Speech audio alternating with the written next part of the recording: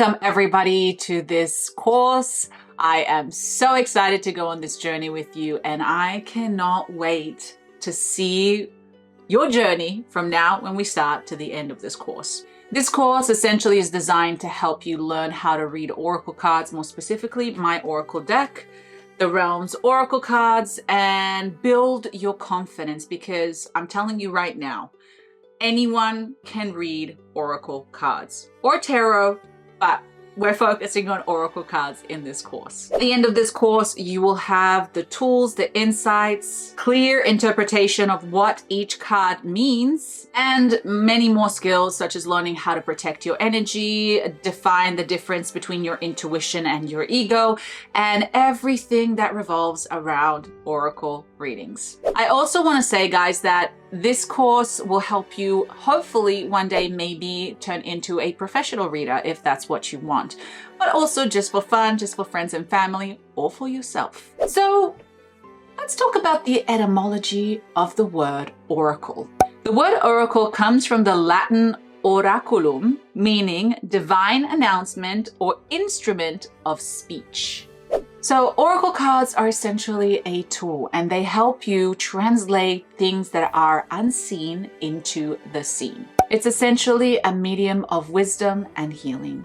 So every card that you pull essentially holds an energy and a message. It reveals emotional patterns, subconscious truths, soul lessons, and of course, energetic possibilities. Again, remember, like I mentioned before, this is not about predicting a fixed future. This is about illuminating what is present and what could unfold. So I want to do a brief introduction, just oracle versus tarot, just so you know. So the difference is simple. Oracle cards are a lot more freer and a lot more open to interpretation. It's flexible. You can fully use your intuition. Essentially, like I said, there's a lot more freedom. There is no strict hierarchy or fixed suits. And essentially, you're the vessel of it. So it works with emotions, intuition, and your third eye vision. Now, let's talk about the tarot. Tarot is essentially always 78 cards, okay? So, well, as the oracle cards, they can vary. It doesn't really matter. We have the major arcanas, which is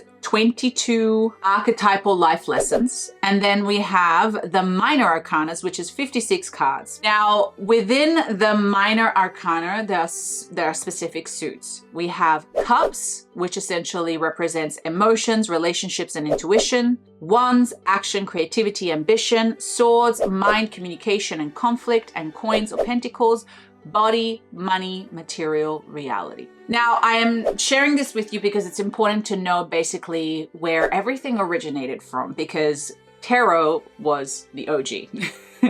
Oracle were created much later, but tarot was the OG. So it's just important to understand these symbols and their meanings, just in case you have an oracle deck that might have a sword or might have a cup or might have a pentacle, so you understand the meaning behind that. But again, not necessary, just to give you a little bit of information about that. Now, what is your role as a reader? Your role is essentially to help people solve problems and maybe help them fix their future. So it's very important that you learn to hold energetic space for them. You need to translate these symbols into insights and a clear message for the reader, for the customer to understand. Of course, you always want to be kind and compassionate, and you want to empower their choices and remind them of their free will. Now, one of the things I want to really hone in on today is intuition versus ego. This can be a whole debate. So I'm just going to go based on my experience with this, but essentially the way you're going to be able to differentiate between your intuition and your ego is very simple. When it's your ego, you will make a mistake.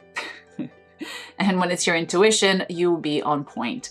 So let's just put it this way. I'm going to tell you a little bit of a story of how I learned this lesson the hard way. I gave a reading to one of my teachers. This is when I was very, very young. And I knew that she was pregnant. I could see the card. The card told me that she would be pregnant. However, being a child, I wanted the child to be a girl. Although in my head, I heard boy. And what happened here was that I was double guessing myself. And then I essentially said, okay, you're going to have a girl, because my ego got in the way, and that's what I wanted. Now, again, we're talking about a child's ego here, but it's not that different from our ego.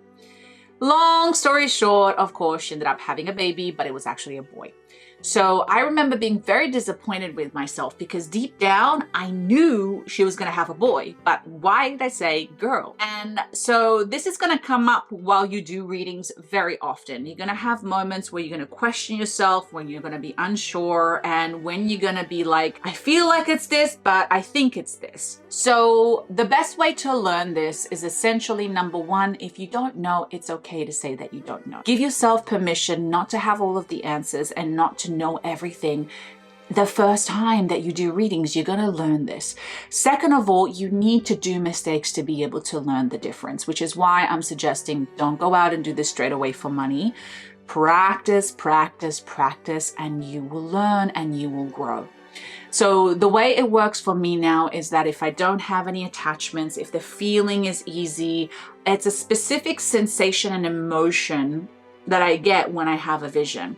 And it's almost like I'm just saying things without any emotional attachment. When it's my ego, I tend to have emotional attachment, fear, or some kind of agenda behind my message. I'll give you an example. I no longer give readings to close friends, or at least I don't charge them for it, because if I know somebody, unfortunately, my ego is attached to them because they're my friend, I care about them, and I want the best for them. So oftentimes if a message comes through, I don't want to hurt their feelings, or I change the message a little bit. And again, this is all done subconsciously, but it's happened before.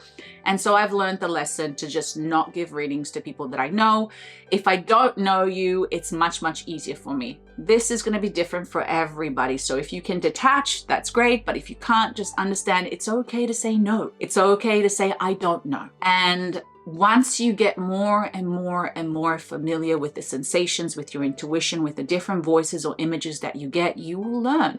But you got to be patient, and you're going to be okay with the fact that you're going to make mistakes. Amazing. So guys, before we move on, I'm just going to teach you a very important lesson before we do anything, before we begin this journey. So I want you to take the little booklet from my Oracle deck, and I want you to go to how to cast a protection or high frequency circle. Now, I want you to practice this once we are done today. So that is going to be your homework, but I want you really to read this. Now, you can create your own method of cleansing and clearing your cards, as well as creating a protection circle around you.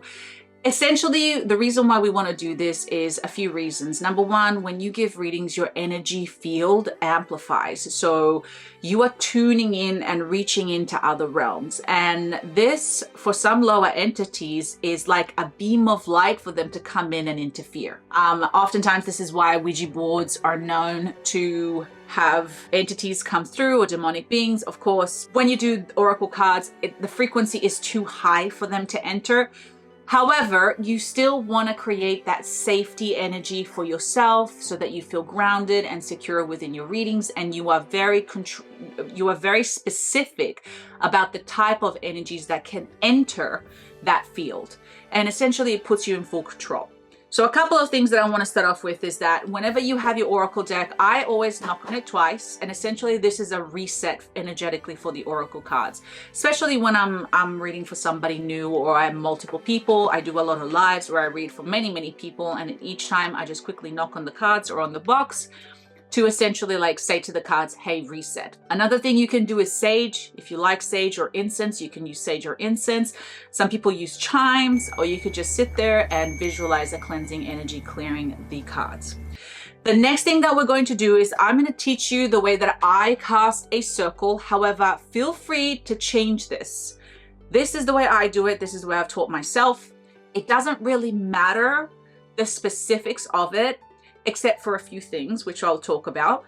But the most important things is that you tune into that energy, to that ritual, which immediately activates that energy shield so that you feel safe, connected, and protected.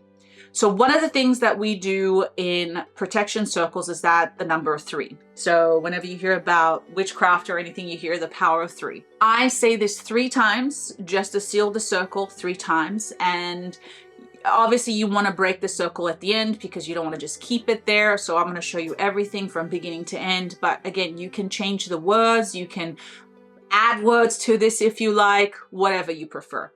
So before I begin, I just take a moment, I center myself, and then I visualize a circle of white light. You can change the color.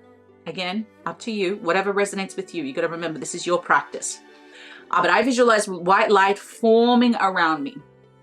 And I say 3 times, these are the boundaries of my circle. Only love shall enter in, and only love shall emerge from within, charged by my powers and the old ones. So if you hear the wording of this, it's very specific. These are the boundaries of my circle.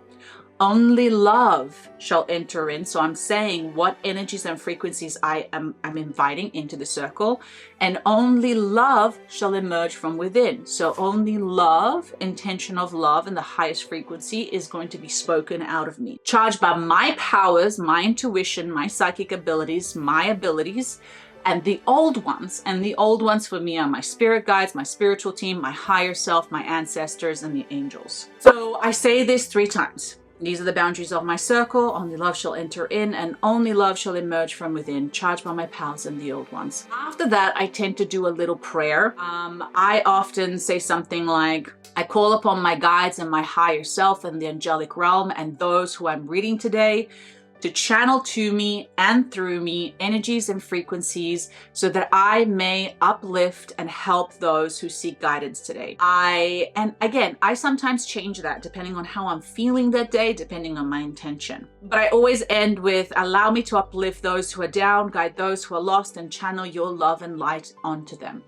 And so it is, and so it shall be, for the highest and greatest good of all. And then I feel centered, I can feel the energy, I can feel the circle, I am ready. You don't have to do this in front of the client. This is something that you can do by yourself, for yourself. I often do it before a reading. Sometimes I don't even say it out loud, I just visualize it. I do it so often now. By the end of the reading, you wanna break the circle. So all you're gonna say is, this circle is open, but never unbroken, and just see it fade away. That's basically how I do a protection. Again, the homework for today, guys, is that I invite you, number 1, to go onto my little booklet and of course, read this page. It's very important that you learn this. This is basically gonna build confidence, make you feel safe in the readings and powerful. Next, I want you to create your own ritual, your own circle. Now, again, it doesn't have to be as long as mine. It doesn't have to be as elaborate, and the wording, you know, you can make it very simple, but as long as you create some form of ritual for yourself that creates that energetic shield so that you can basically feel strong, powerful, and divinely tuned in when you give your readings. All right, guys, I hope that was helpful. I will see you in the next lesson. Best of luck.